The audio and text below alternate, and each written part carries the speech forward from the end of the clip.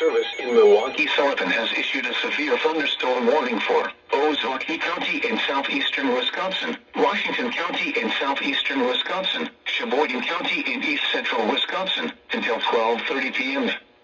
At 11:40 a.m., severe thunderstorms were located along a line extending from near Cleveland to near Okauchee Lake, moving east at 35 miles an hour. Hazard, 60 miles an hour wind gusts. Source, radar indicated. Impact, expects damage to roofs, siding, and trees. Locations impacted include Sheboygan, West Bend, Mequon, Hartford, Brown Deer, Grafton, Cedarburg, Port Washington, Plymouth, Sheboygan Falls, Jackson, Slinger, Soapville, Bayside, Kewaskum, Thiensville, Howards Grove, Germantown, Pittsburgh, and Belgium. For your protection, move to an interior room on the lowest floor of a building.